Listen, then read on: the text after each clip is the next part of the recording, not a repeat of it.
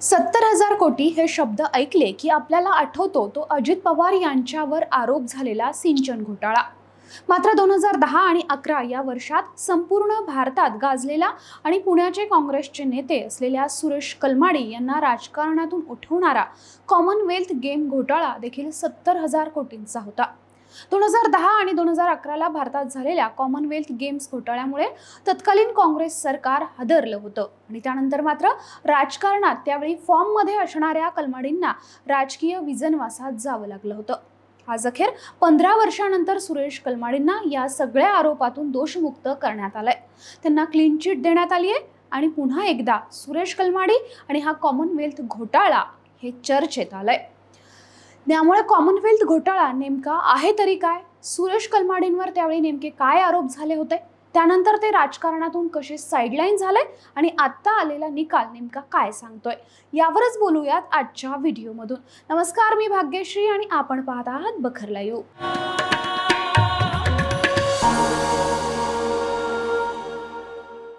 राष्ट्रीय संरक्षण प्रबोधिनी म्हणजेच NDA या बहुमानांकित संस्थेचे विद्यार्थी असणारे सुरेश कलमाडी हे 1972 ला हवाई दलातून अकाली निवृत्त झाले। त्यानंतर काँग्रेसचे तत्कालीन महत्त्वाचे नेते संजय गांधी आणि सुरेश कलमाडींची पुण्यात भेट झाली आणि त्यानंतर कलमाडी महाराष्ट्र प्रदेश युवक काँग्रेसचे अध्यक्ष झाले आणि तिथूनच औपचारिक पद्धतीने कलमाडी राजकारणात सक्रिय झाले। पुण्यामध्ये कलमाडींचं राजकारण सुरू होतं। त्याच वेळच्या पुण्याच्या राजकारणात शरद पवारांचाही दबदबा होता। त्यावेळी शरद पवार हे महाराष्ट्राचे मुख्यमंत्री होते आणि मग पुण्यातलं उभरतं तरुण नेतृत्व म्हणून शरद पवार कलमाडींना हेरतात आणि लवकरच कलमाडी हे शरद पवारांचे उजवे हात ठरतात। त्यानंतर कलमाडींचं राजकारण वेगळ्या टप्प्यावर गेलं। मात्र त्यांच्या राजकारणातला एक असं वळण आलं की राजकारणात ते मोठ्या उंचीवर असताना कलमाडींना त्या एका झालेल्या आरोपामुळे पूर्णपणे राजकारणातून बाजूला व्हावं लागलं। तो घोटाळा नेमका काय होता ते समजून घेऊ।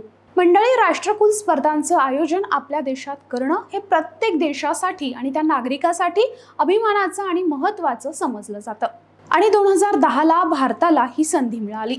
2010 मध्ये भारताच्या राजधानी नवी दिल्लीत कॉमनवेल्थ गेम्स आयोजन करण्यात आलं।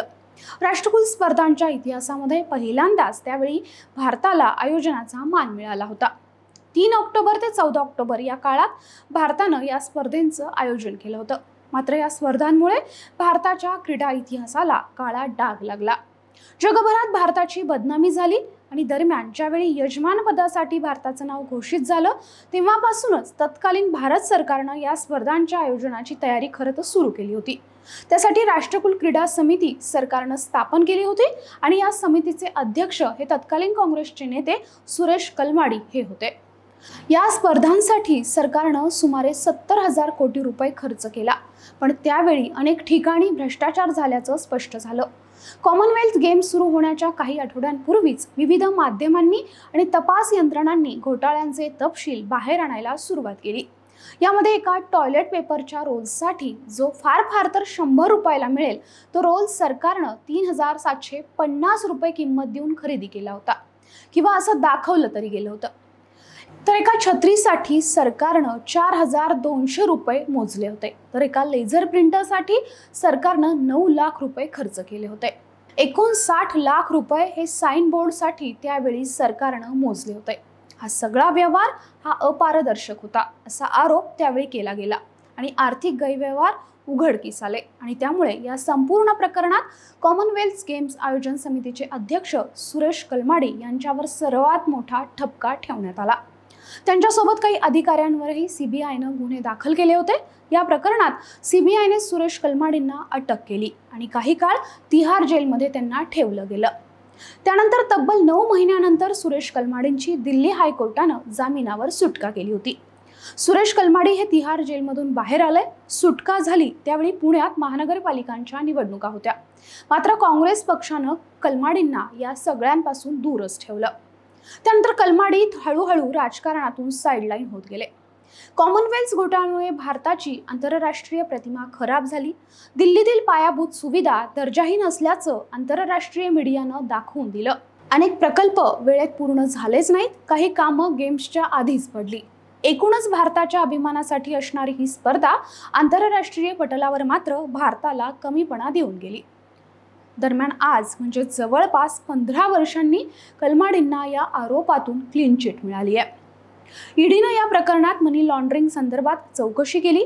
चौकशीत ईडीला असं आढळलं की आरोप पुरेशा प्रमाणात सिद्ध झालेच नाहीत, शिवाय त्यांच्या विरोधात कुठलाही ठोस पुरावा आढळलेला नाही। पैशाची अधिकृत देवाणघेवाण किंवा आर्थिक गैरव्यवहार थेट त्या व्यक्तीशी जोडता आलेच नाहीत, हे या चौकशीत समोर आलं।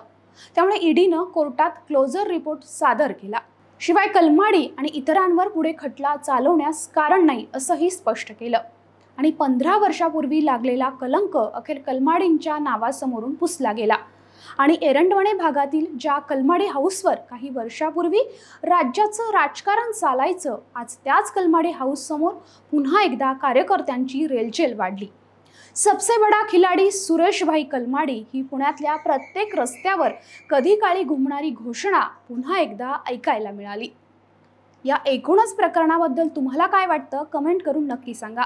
हा व्हिडिओ जर आवडला असेल तर लाईक करा, शेअर करा आणि आमच्या चॅनलला सबस्क्राईब जरूर करा। धन्यवाद।